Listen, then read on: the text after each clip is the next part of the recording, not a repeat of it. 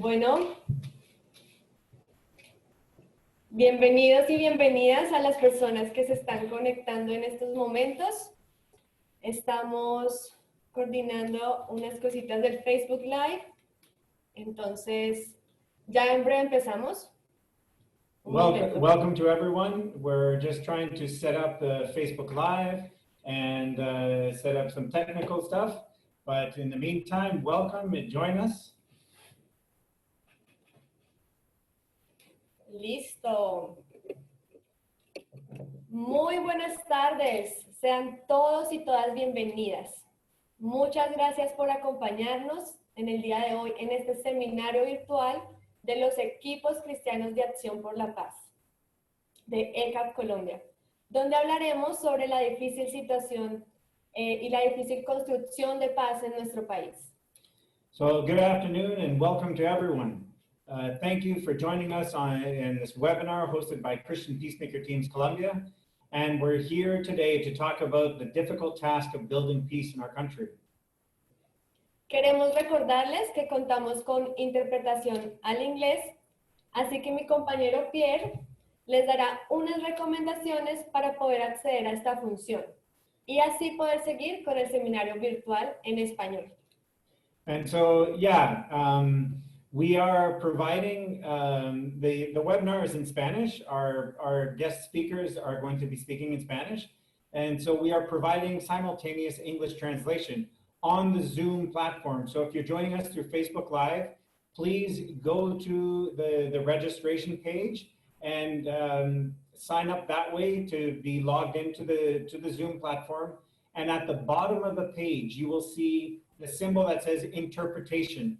There you can select English, and you can either choose to mute or leave on the original audio, where you will be able to listen then to the interpretation.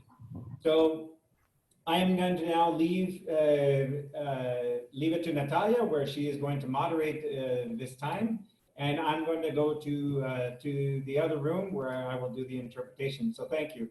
Entonces, ahí estuve describiendo cómo conectarse a través de la traducción y en este momento voy a dejarles en las manos de Natalia, que va a facilitar este espacio, y voy a ir al otro cuarto donde voy a hacer la traducción. Muchas gracias. Bienvenidas y bienvenidos. Gracias, Pierre. Entonces, mientras Pierre se prepara, le vamos a dar un minutico para que pueda conectarse y pueda ayudarnos con esta traducción para las personas que están escuchando y que quieren escucharlo en inglés.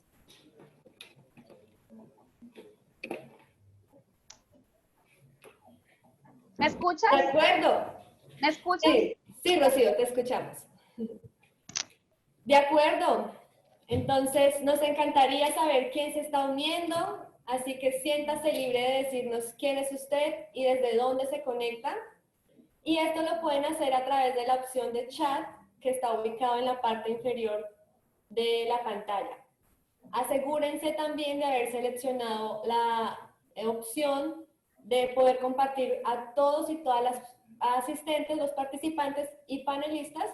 Esto si usted desea compartir sus pensamientos con todos y todos los que están hoy aquí participando. Mi nombre es Natalia Vaca y soy miembro de ECAP Colombia y estoy uniéndome a ustedes desde la ciudad de Barranca Bermeja. Y antes de empezar quiero darles algunas recomendaciones.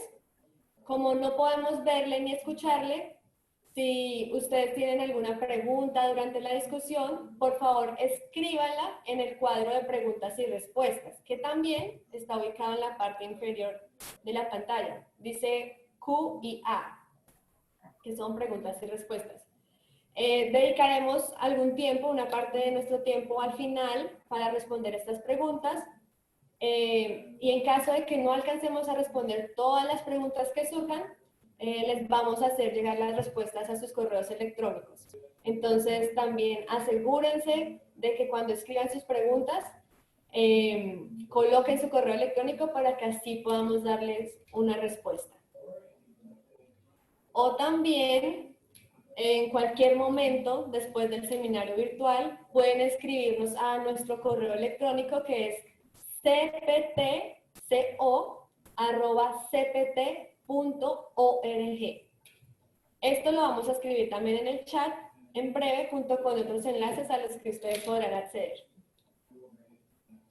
Entonces, para quienes no nos conocen, Equipos Cristianos de Acción por la Paz, ECAP, es una organización que acompaña procesos comunitarios y organizaciones de base que encarnan la resistencia no violenta como un instrumento de defensa contra el marco de la violencia presente en los territorios.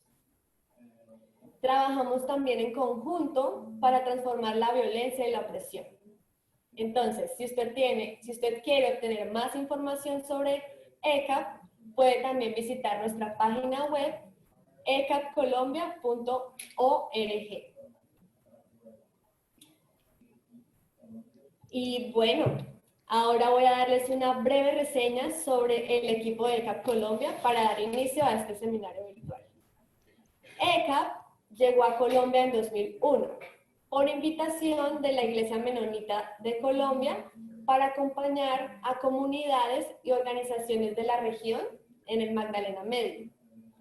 Actualmente acompañamos los procesos comunitarios en la defensa de sus territorios como el Garzal, el Guayabo y las Pavas. Y las organizaciones defensoras de derechos humanos como la Organización Femenina Popular, también llamada OFP, la Corporación de Acción Humanitaria por la Convivencia y la Paz en el nordeste antioqueño, Caucopana, y la Corporación Regional para la Defensa de los Derechos Humanos, CREDES. En cierta manera, en cierta medida, nuestro llamado a la paz significa vivir y compartir con otros grupos defensores de derechos humanos, y es por eso que hoy dos de nuestros socios y de nuestras socias compartirán sus experiencias y su trabajo en no violencia activa sobre estos contextos actuales. Entonces me gustaría presentarles a Rocío Campos. Ella es trabajadora social que actualmente se desempeña como secretaria técnica del Movimiento de Víctimas de Crímenes de Estado, MOVICE, y también coordinadora del colectivo 16 de Mayo. Y a Carlos Morales, que es uno de los fundadores de la Corporación Acción Humanitaria por la Convivencia y la Paz del Nordeste Antioqueño, Caucopana, organización que trabaja por la defensa de los derechos humanos, la permanencia en el territorio y la vida digna de los y las campesinas. Así que, sin más preámbulos, ahora sí, empecemos con Rocío. Así que, Rocío, bienvenida, muchas gracias por estar aquí, por tu tiempo, y me gustaría empezar preguntándote, ¿cómo llegas tú a unirte a todos estos movimientos que buscan esclarecer la verdad sobre los desaparecidos? Muy buenas tardes. Muchas gracias por invitarme a este espacio que de verdad para mí es muy importante y de mucha gratitud compartir mi experiencia, ya que muchos desconocen la realidad por la que pasamos los líderes que nos encontramos en los territorios. Entonces, contarles que yo llego a este proceso como defensora de derechos humanos a partir del año 98. Yo un año más atrás trabajaba pues en mi comunidad de mi barrio con la Junta de Acción Comunal.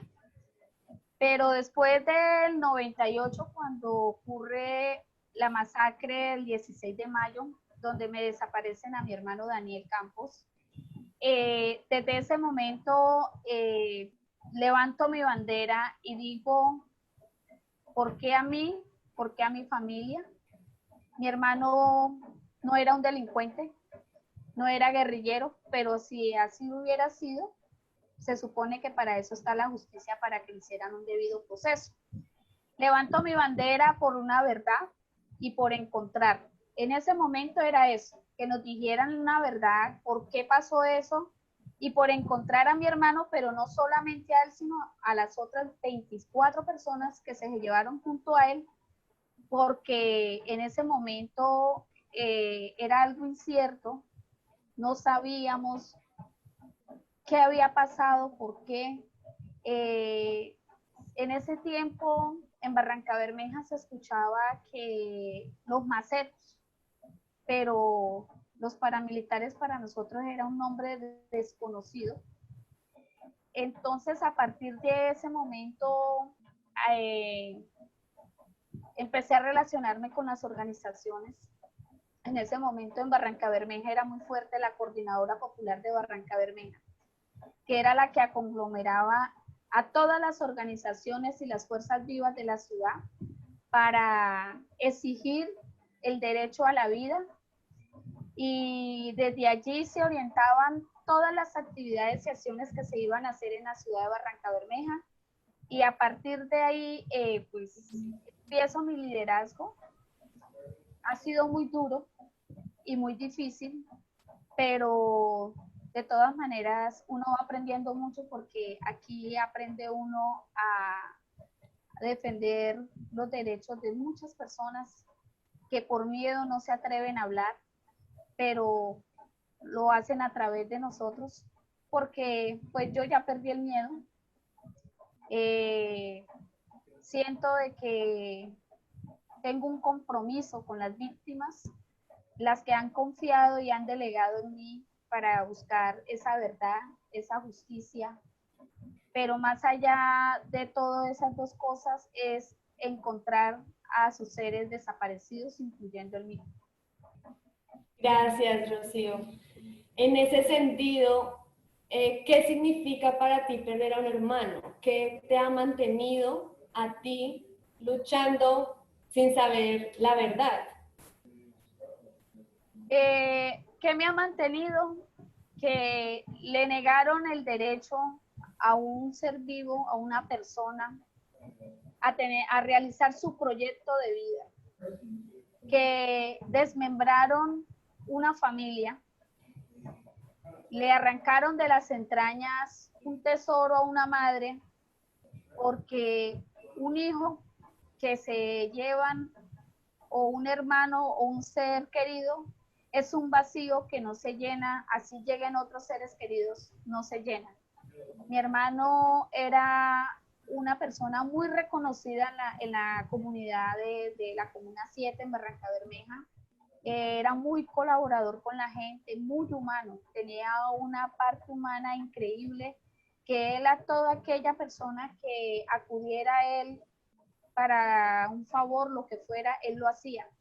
Si tenía que sacarse el bocado de la boca, lo hacía. Entonces, a mí me motiva eso, que una injusticia que se cometió con él, además porque él ya había sido víctima también de la insurgencia. O sea, 2 años atrás la insurgencia intentó asesinarlo por meterse a defender una persona que le iban a ocasionar un daño. Entonces, desde ese momento dije, no, pues yo voy a buscar esa verdad. Yo quiero saber por qué hicieron esa masacre. Yo necesito saber cuáles eran los intereses políticos que habían detrás de todo eso para que se cometiera esa masacre, porque fue una masacre muy grande que marcó la historia de Barrancabermeja. Fueron 7 asesinados esa noche y 25 personas desaparecidas, de las cuales solo hemos podido recuperar 8. Wow, esto es muy desgarrador escuchar estas historias y ver cómo ha pasado tanto tiempo y todavía no hay justicia, ¿no? Todavía siguen cometiéndose estos actos atroces y que son tan inhumanos que frustran demasiado el corazón. En ese sentido, Rocío, quisiera preguntarte también, ¿por qué crees tú que uno de los mecanismos para silenciar a las personas ha sido la desaparición y por qué esto es tan efectivo, ha sido tan efectivo? Bueno, yo creería que en toda mi experiencia que llevo durante estos 22 años en la búsqueda de, de las personas que se encuentran desaparecidas, uno es porque unos son líderes comunales, otros son líderes estudiantiles, otras son madres cabezas de familia que están defendiendo su territorio, que están defendiendo sus proyectos de vida, sus proyectos productivos. Otros porque nos atrevemos a desafiar a aquellos que quieren acallar las voces, denunciando todos los atropellos y las violaciones a los derechos humanos que se cometen contra las comunidades. Entonces, la desaparición forzada es la mejor forma de deshacerse de una persona, porque la desaparición forzada tiende a desaparecer el más mínimo rastro de una persona, ¿sí? Porque se desconoce el paradero, se eliminan las más mínimas huellas que puedan quedar como para atar cabitos para ir encontrando.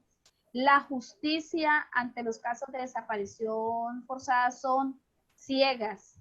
Es terrible que se tengan que esperar 72 horas para que le puedan recibir una denuncia de una persona que desaparece, donde la ley 589 del 2000 dice que una persona apenas se conozca que está desaparecida, inmediatamente la policía o el ente público que se le lleve la queja o denuncia deben de activar el mecanismo de búsqueda. Y ellos no lo hacen porque es que en la mayor parte de los casos de desaparición forzada, la fuerza pública es responsable porque son cómplices. Sí, tienes razón, son cómplices, se convierten en cómplices y no se encuentra esa verdadera justicia social que se está buscando desde hace tanto tiempo. Yo diría que más de justicia social, lo que muchas de las víctimas buscamos y más allá de querer, es poder encontrar a nuestros seres queridos, porque es que las personas que sufrimos la desaparición forzada mantenemos un duelo congelado en el tiempo, ¿sí? Porque no hay cuerpo, no hay nada. Entonces tenemos ese duelo y muchas personas han muerto por pena moral, de tanto esperar y esperar y no encontrar. Entonces, esto es un fenómeno que de los más horrorosos que de los crímenes de lesa humanidad es la desaparición forzada. Wow. Tienes razón, Rocío. Y bueno, creo que ahí un poco con eso que dices, nos comentas que precisamente ese es uno de los desafíos, ¿no? Uno de los desafíos de ser una víctima, uno de los desafíos de reclamar justicia. Y en estos tiempos de precisamente de pandemia, ¿cómo ha sido esto en el sentido de poder reclamar una justicia verdadera? ¿Cómo ha sido en este tiempo de pandemia? Pues es muy complejo y muy difícil, porque por lo menos las fiscalías no están trabajando al público, los juzgados tampoco. Entonces por lo menos nosotros en el caso de mi hermano, el caso 16, en mayo, el 6 de mayo teníamos una audiencia por la Fiscalía 86 de Derechos Humanos, donde se están procesando unos militares que están vinculados a la masacre. Y no la hubo porque por no estar funcionando la Fiscalía, bueno, los jueces no están dándole prioridad a ese tipo de casos, y más donde son militares, son muy complejas porque no realizan las audiencias, las aplazan. Y para nosotros como víctimas eso es bastante complejo, porque lo que más anhela uno es, por lo menos si no los hemos encontrado, por lo menos que se haga justicia, que se condenen a los responsables por omisión o por participación, como lo que haya sido, pero lo más importante es esa demostración de justicia, que es lo que tanto buscamos nosotros, porque la mayoría de las víctimas tenemos mucha sed de justicia de verdad, porque es lo que menos hemos encontrado nosotros.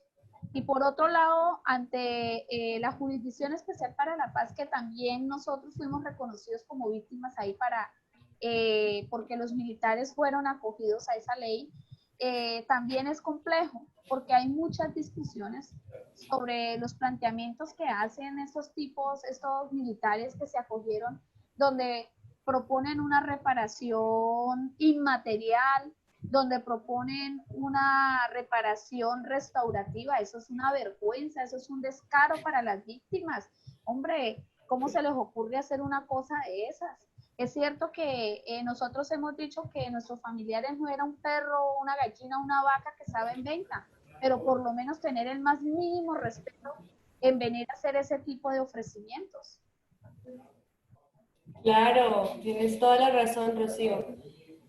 Y en ese sentido, entonces tú te unes después de este lamentable hecho de tu hermano a estos colectivos, empiezas, digamos, esta búsqueda de la verdad.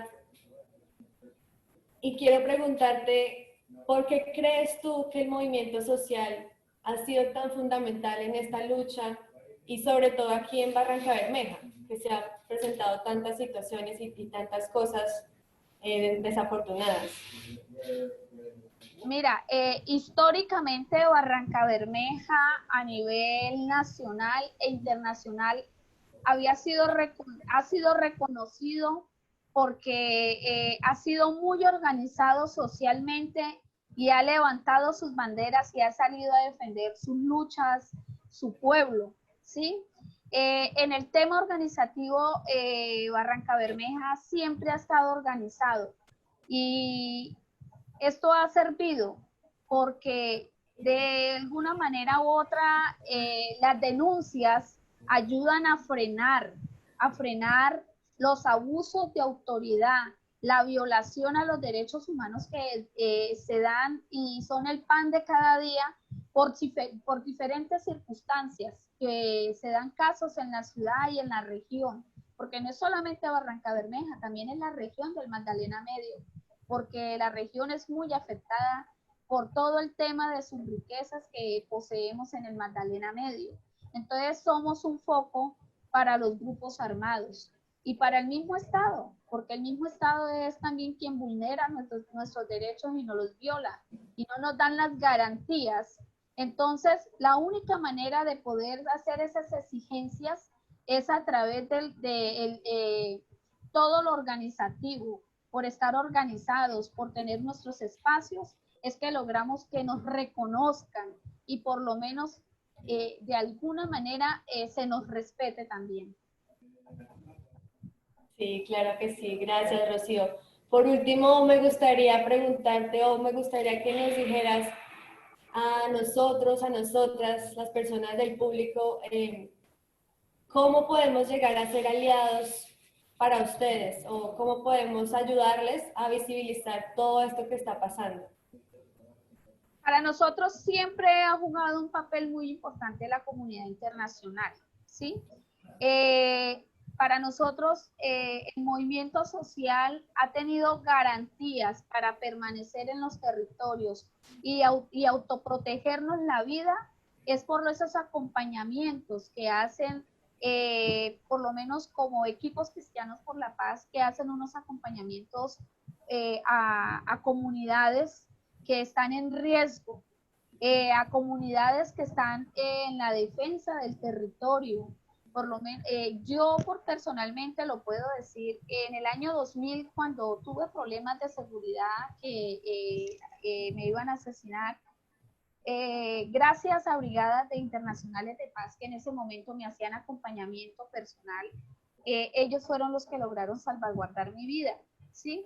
Yo en parte les debo mi vida a ellos porque si ellos no hubieran estado ese día conmigo, yo no estuviera hoy aquí teniendo la dicha de estar en este conversatorio que para mí es muy importante. Entonces, una forma de autoprotegernos y de blindarnos es en estos acompañamientos permanentes que vienen haciendo por lo menos los equipos como ECAD, como brigadas y como otros que hay en el país también, ¿sí? Porque es la única manera que tenemos nosotros los líderes para poder seguir haciendo nuestro trabajo en nuestros territorios, con nuestras comunidades, porque no tenemos garantías por parte del Estado. Bueno, Rocío, muchas gracias por compartir tus experiencias, parte de tu historia y por ser esa voz ahí representativa de todos los movimientos y de estas personas que Dios quiera que en algún momento se pueda llegar a saber la verdad y que las familias puedan llegar a encontrar esa paz que tanto anhelan. Muchas gracias a ustedes. Bueno, muchas gracias. Un gusto. Ahora quiero entonces darle la bienvenida a Carlos. Carlos, bienvenido. Muchas gracias por estar aquí hoy con nosotros, con nosotras también. Y a ti quiero empezar preguntándote, ¿cómo llegas tú a ser líder campesino en el nordeste antioqueño? Bueno, muy buenas tardes para todas y todos, para las personas que están conectadas de diferentes lugares del mundo y del país.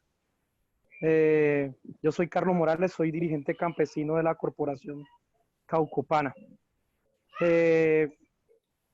La historia es muy, no sé, no es bueno contarla casi, pero quiero decirle que a la edad de 12 años, he sido víctima constantemente. Mi papá ha sido un defensor de derechos humanos por más de 35 años y debido a que pues somos sus familiares, en el 2001 nos tocó salir prácticamente envueltos en unos colchones de la ciudad de Barranca Bermeja como desplazados, ¿sí?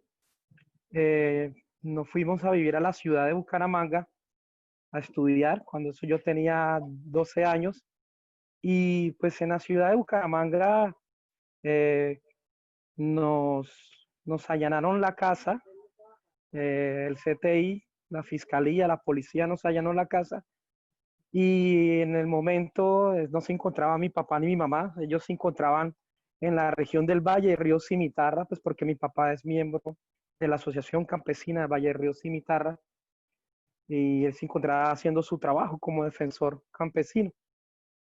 Al no encontrar a mi papá ni a mi mamá, la policía y junto con el ejército y con el CTI se llevan detenida a mi hermana, que era la mayor cuando eso tenía ya 15 años, se la llevan detenida y la desaparecen alrededor de casi 2 años, sí, o 3 años.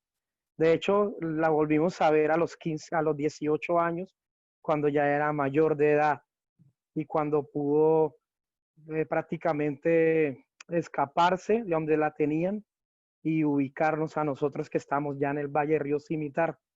Entonces, a la edad de 12 años, vivimos múltiples desplazamientos porque de ahí nos llevaron de Barranca a Bucaramanga y de Bucaramanga pasamos a Bogotá, a una ciudad un poco fría para nosotros, sin mi mamá y sin mi papá, porque a mi papá y a mi mamá prácticamente le dictaron orden de captura. O sea, la familia desde el 2001 hasta la fecha, la familia Morales ha sido perseguida, ha sido judicializada por medio de montajes y es ahí cuando le pierdo el interés de estudiar y le digo a mi papá, ya estoy cansado de vivir en casas de tus amigos que nos prestan la solidaridad, quiero estar cerca de usted, quiero estar cerca de mi mamá y nos fuimos a vivir a la región del nordeste antioqueño. Llegué a los 14 años a la vereda Lejanías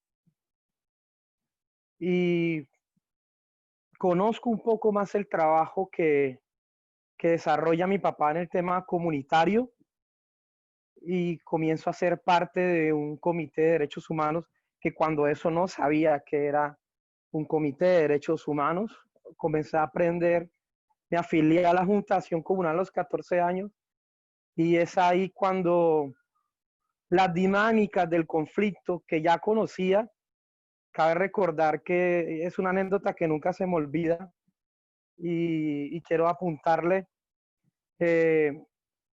Casi desde los 12 años he venido siendo acompañado por equipos cristianos de Acción por la Paz. Es ahí cuando conocí a Pierre. Tuve unas dinámicas ahí para nosotros poder de entrar al Valle Río Cimitarras, pues entramos con acompañamiento internacional.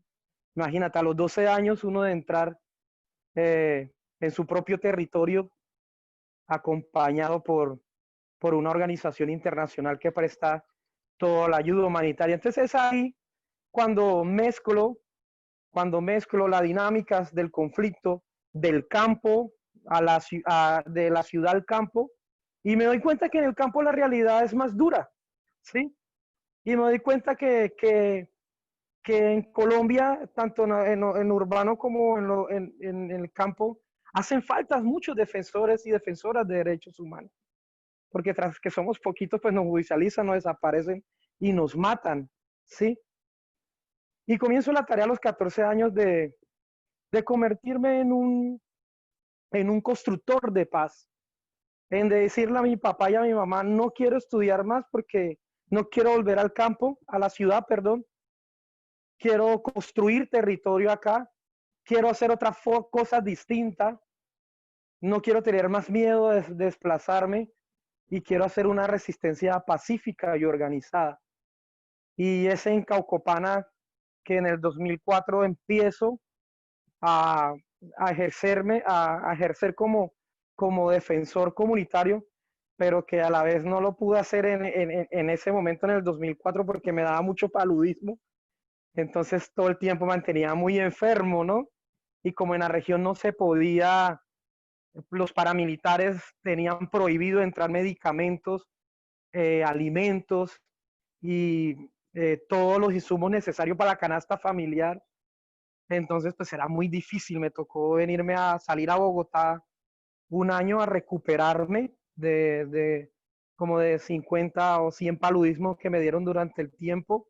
Y regresé en el 2005 y es ahí donde me integro a Caucopana y desde eso no me he separado de Caucopana, ¿no? De esta bonita experiencia de construir, de soñar, de resistir, de construir territorio, de emprender la dinámica de la solidaridad y de dejar huellas como defensor de derechos humanos en Córdoba, en Chocó, en el Urabá y en Antioquia, ¿no? Y es ahí donde durante estos 15 años he construido vida, he aprendido también de lo bonito de ser campesino, de inspirarnos en la solidaridad hacia el otro y de responderle al Estado de una forma clara y concreta de que es que el sueño y la utopía de querer construir territorio no se apagan ni desapareciendo ni judicializando, porque lo decimos por experiencia. Mi mamá fue detenida durante 8 meses por un falso positivo judicial.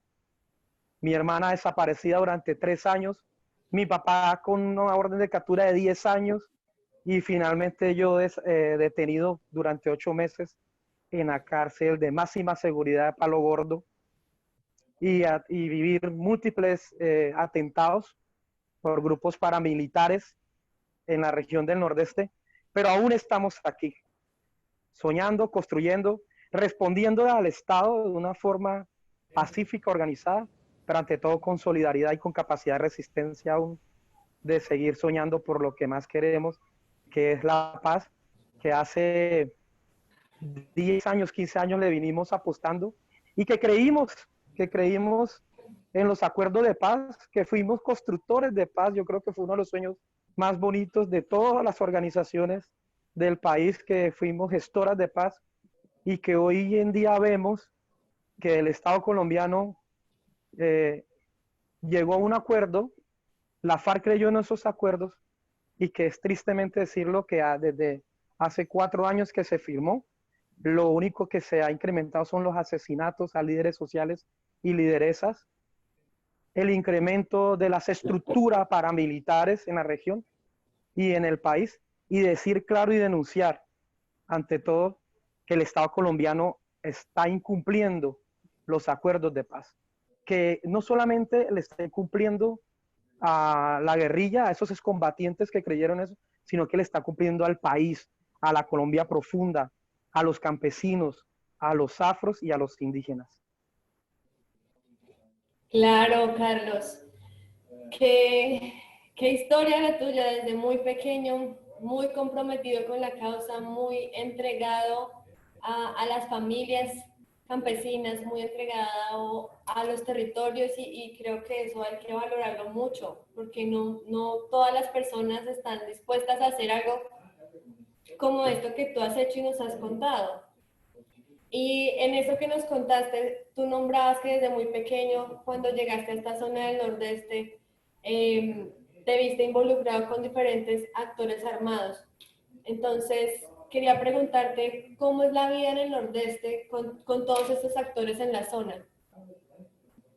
Bueno, pues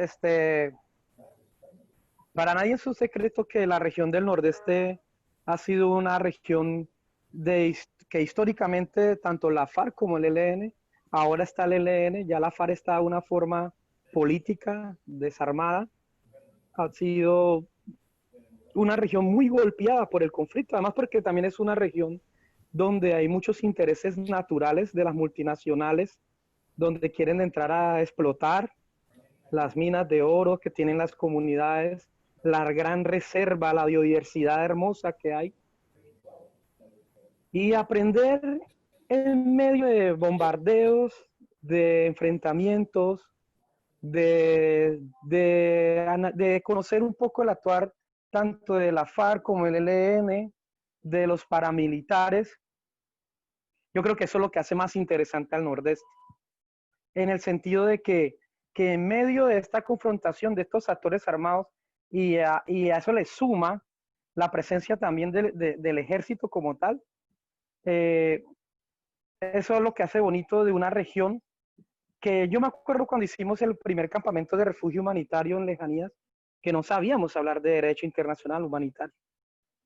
Y comenzamos a leer los convenios de Ginebra y comenzamos a conocer las figuras de los refugiados. Y dijimos, aquí en medio de todos estos actores paramilitares, las dos guerrillas y militares, tenemos que refugiarnos en nuestro propio territorio, pero para quedarnos aquí. Y tenemos que comenzar a buscar cómo vamos a resistir de una forma pacífica, organizada y denunciar la situación. Pero aprender de esas personas que tenían un recorrido también de históricos de la UP, como Rayito, Macías, Doña Fanny, Don Gerardo, aprender de ellos porque yo tenía 14 años apenas, aprender de ellos y comenzar a aplicar esa sabiduría de ellos en mi dinámica diaria. Me tocó leer también mucho, esforzarme mucho y ante todo conocer el contexto regional y las culturas de las comunidades, porque en la región del Nordeste hay chocuanos, hay antioqueños, hay gente del Urabasi. Aprender esas dinámicas, hay gente religiosa, ¿no? Aprender esa dinámica fue interesante saberles hablar a todos ellos. Y por eso hoy es lo que es Caucopana, ¿no? Aprender todas esas culturas y esas dinámicas del conflicto, pero también de la cultura de la gente. Claro que sí, mucha riqueza en la cultura, ¿no? Y Sí. en ese sentido también, de todos estos grupos que tú nombras, yo creo que para el público hay muchas personas que no son de aquí y creo que muchos están interesados en saber qué puedes tú contarnos de qué está pasando con los acuerdos en esta zona del Nordeste. Uy, esa pregunta es larga, no me vaya a sacar Pero toma un traguito de agua. Mira, cabe anotar, y lo decía la compañera Rocío, la región del Magdalena Medio ha sido una de las regiones del país pionera en la lucha agraria, en la lucha social, estudiantil.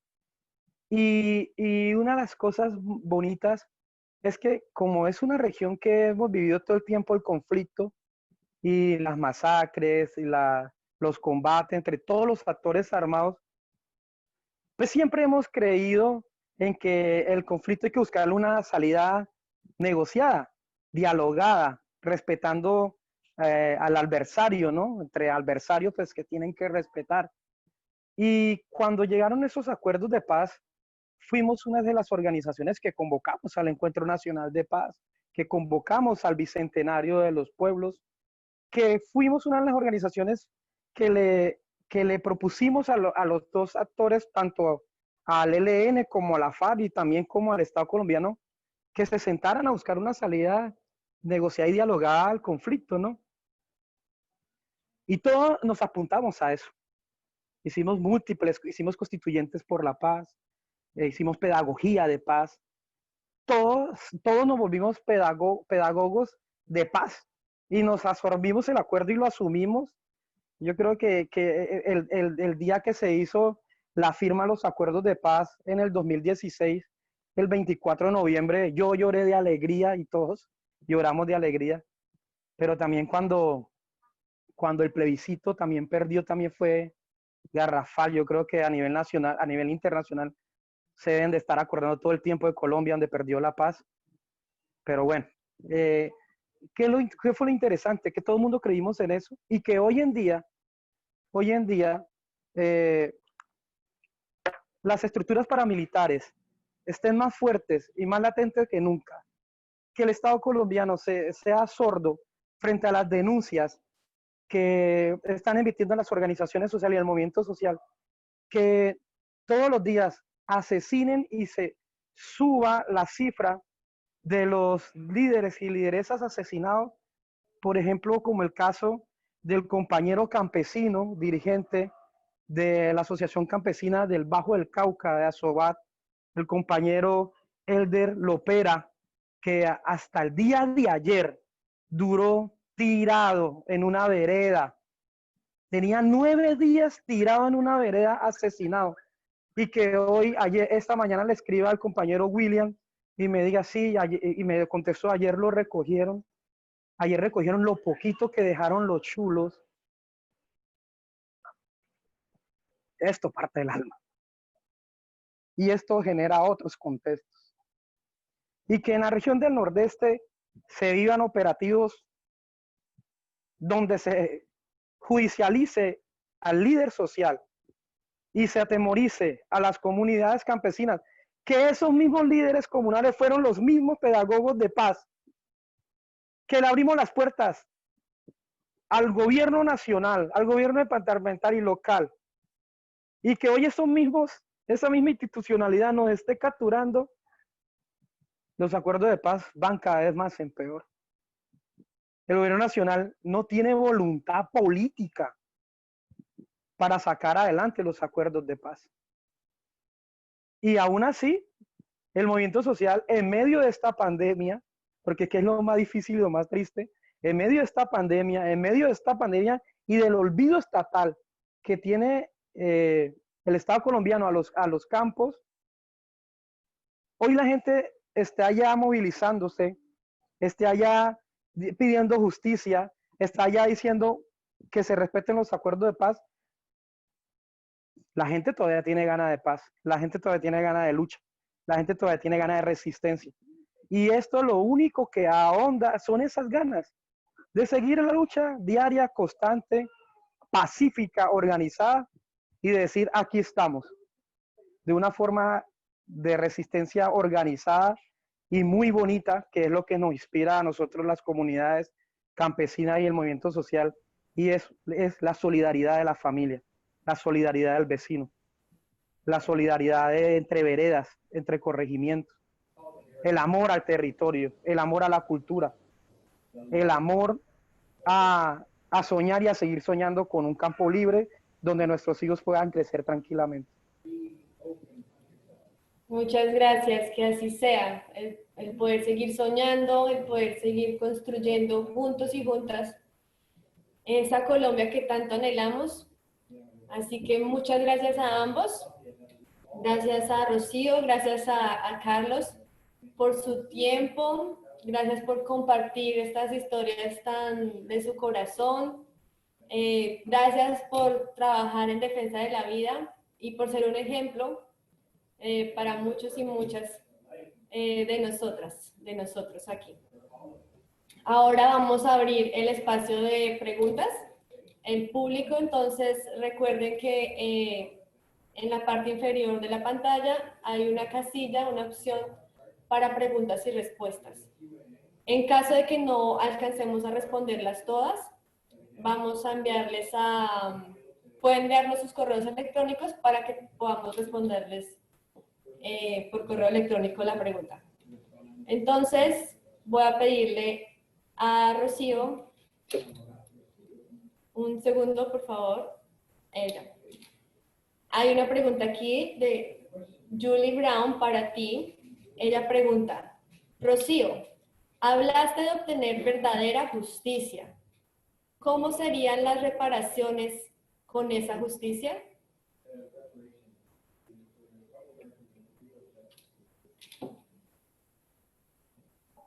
Bueno, como víctima, como lo voy a dar en dos perspectivas. Como víctima, sería muy importante la reparación desde el castigo a los responsables, ¿sí? Que se castiguen a los responsables, pero que sea un castigo ejemplar, que paguen cárcel, ¿sí? Que no los premien dándoles una casa por cárcel o no los premien absolviéndolos como ha venido pasando hasta ahora. Como proceso organizativo, es muy importante dar un ejemplo al país de que las víctimas tienen derecho a ser reparadas desde la vía judicial, pero también desde la reparación integral, ¿sí? Porque es que a nosotros, pues, yo como víctima tengo 22 años de ser víctima. Es que ni para el Estado soy víctima, porque no me han querido reconocer. Y para mí el tema monetario, para mí eso es un tercer plano.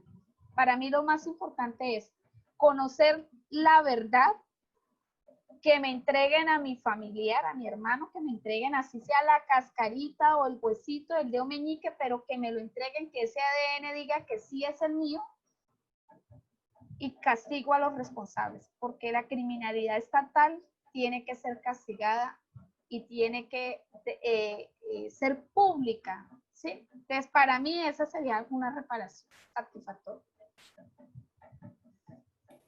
Gracias, Rocío, por tu respuesta. Tenemos más preguntas. Esta pregunta ahora es para Carlos. Y Carlos, en esta sección de preguntas, a una persona quiere saber cómo se mantiene segura tu familia como personas que resisten pacíficamente. ¿Tienes un esfuerzo comunitario en tu área rural?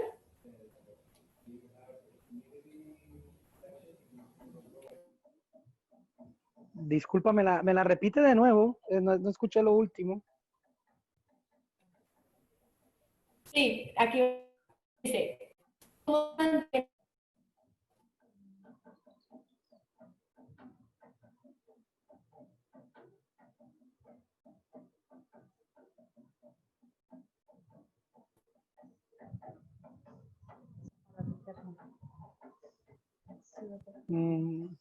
¿Me escuchan bien? Se fue el sonido, es que no los escucho bien. No la escucho bien, compañera.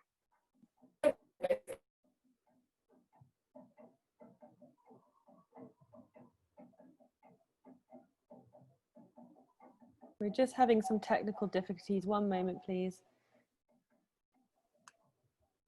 Estamos en constante reunión, en constante análisis comunitario y tomamos unas medidas de protección y autoprotección comunitaria, que son unos protocolos que asumimos cada vez que se genera un riesgo, que es lo que ha permitido estar durante los 15 años en región. Unas veces afuera en el casco urbano, otras veces adentro, pero la mayoría de veces es en el campo, ¿no? En el campo todos y todas nos cuidamos, como lo que pasó ayer en la vereda, en el corregimiento Carrizal. Después de las detenciones, todas las juntas de acciones comunales, todas las comunidades, más de 1000 personas, o más de 1000 personas, nos reunimos y se movilizaron hacia el corregimiento Carrizal a protestar pacíficamente al frente de una base militar, que es donde de ahí se dirigen los operativos contra las comunidades, ¿no? Entonces, es una de las capacidades que tienen las comunidades, es ese mecanismo de autoprotección. Nos protegemos unos a otros y otras a otros y así sucesivamente. Siempre la comunicación y siempre la solidaridad como respuesta a lo que pueda suceder.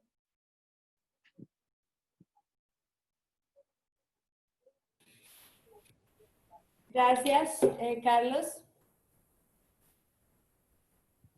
por tu respuesta. Un minuto más, Pierre está tratando de conectarse. I will try to speak this in English. No, we apologize to everyone. When the internet cut out, the translation connection closed off, so we apologize for that. Bien. Entonces, vamos a abrir el espacio para dos preguntas más, una para Rocío y otra para Carlos. Antes de cerrar el espacio, pues ya hemos llegado casi al final. Entonces, So now, yeah, we're coming to an end, so we'll open it up for two last questions, one for Carlos and one for Rocío. bueno. Rocío, José Antonio nos pregunta, esta puede ser para los dos. Rocío y Carlos, ¿qué les motiva, a pesar de poner en peligro sus vidas y la de sus familias, a persistir en esta búsqueda de justicia y paz para sus territorios? So a question to both of you.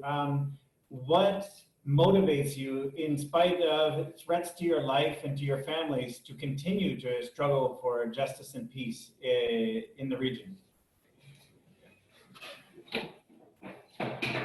¿Puedes empezar, Rocío?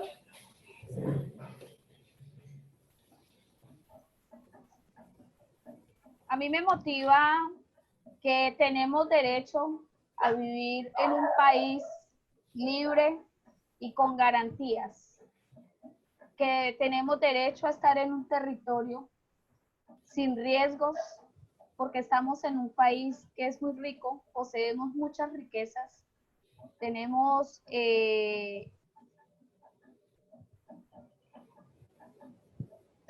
muchas riquezas por las cuales merecemos estar en nuestros territorios y que las comunidades gocemos de todas esas riquezas que tenemos, porque en nuestros territorios muchos vivimos del pan coger, ¿sí? No nos tocaría comprar alimentos de otros países si se nos dieran las garantías para estar en nuestros territorios. Entonces, lo más importante es nuestros derechos. Por eso es que día a día, estando en riesgo y exponiendo tanto a mi familia como a mí misma, sigo en la defensa de los derechos de las personas que por miedo no tienen voz, porque no se atreven a levantarla. Entonces, esa es mi motivación. Y por unas garantías de no repetición en un país que tanto queremos como es Colombia. Gracias. So we're fighting basically to live, for the right to live free and with all our rights and guarantees. We want to live in a world where there is no risk to one's life for demanding our rights. We live in a region that has a lot of wealth, and we have the right to enjoy it. We are people who live from harvesting our own food. And so This is a region that is extremely wealthy in all sorts of resources, including the food. And so we have the right to live quietly and provide for ourselves. I want to continue struggling for the people who are too afraid to fight for their rights and to stand up for everyone. Ahora es el turno de Carlos. Bueno, pues a mí me inspira la gente, a mí me inspira seguir salvando vidas, a mí me inspira mi familia, mis hijos, mi compañera, mi papá, mi mamá. A mí me inspira que donde pase un miembro de Caucopana o una lideresa caucopana, seguir inspirando tranquilidad y dando vida y defendiendo territorio. A mí me inspira la gente, el amor al prójimo y las ganas de seguir construyendo lo que más anhelamos, que es paz con justicia social. Gracias. And so people inspire me. Saving lives inspire me. My family, my children, my wife, my parents, Caucopana, all these inspire me. People, again, inspire me. Love of other inspires me to continue building a society where we can all live in peace.